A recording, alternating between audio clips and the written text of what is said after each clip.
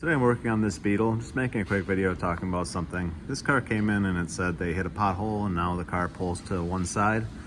You see that very often written up that way. So, and a lot of times customers just kind of downplay what that means as far as my alignment is out. It just, you know, and they think it just means the car needs an alignment, like they hit a pothole and somehow it, you know, just got out of spec. What's happening when the car gets out of spec and if your steering wheel's off center, something is bent. I mean, that's almost the only thing that can happen. The adjustment, you know, the adjustment didn't come loose and readjust itself. Nothing like that happened. Something actually was bent or damaged. In this particular car, a coil spring broke. It was probably already really rusty, and the pothole is what is just what it took to finish it off. You see it jumped right out of its little perch, came down here, and it's up against the sway bar link now.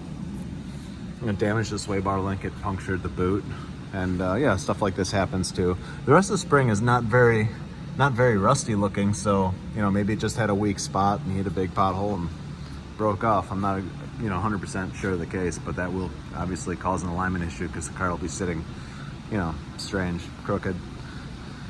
Make a lot of bad noises too. Surprised it wasn't, you know, that wasn't noted. But a lot of times on these, if you don't see anything like this, anything real obvious, it'll end up being a shock will be bent on one of these cars with the McPherson or the Chapman style suspension.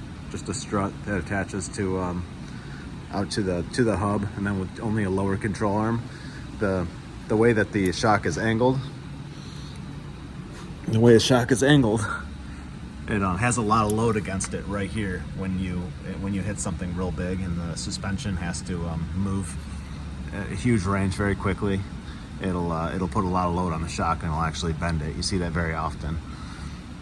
But yeah, this one, spring broken.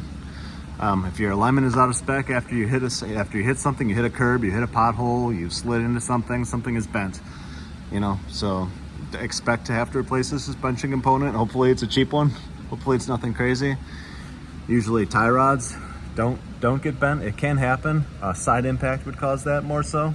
You slide into a curb, something like that would be more likely to cause that. And going up and down is not really going to damage your tie rod. Hitting a curb with your tire going, you know, forward or back, where you actually run into a parking block or something like that, can likely damage your lower control arm.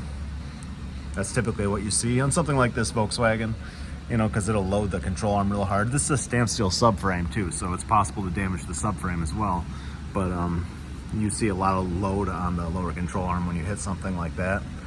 And just hitting a huge pothole or having this suspension move a huge range like that quickly is usually damage to the shock. So, you know, there's lots of ways to check. There's some basic ways you can kind of look underneath. A lot of times just checking gaps and stuff like that. If you don't see anything obvious between the subframe and the control arm, you know, obviously stepping back and kind of looking at the angle of the arm this way, comparing it to the other side. You use the other side for reference. Looking at the gap like between the subframe and the control arm here versus on the other side, making sure they look pretty similar. And then looking at the to tell whether the shock is bent or not, a lot of times a good indication is the distance between the shock and the wheel. So looking at this gap right here on both sides will kind of tell you whether or not the shock is bent, because sometimes it's difficult to tell with it being in position. So you'll look at that gap right there and you'll check it on the other side, and if they're about the same, then it's likely not bent. So that's all. Obviously putting on the alignment rack will tell you even more.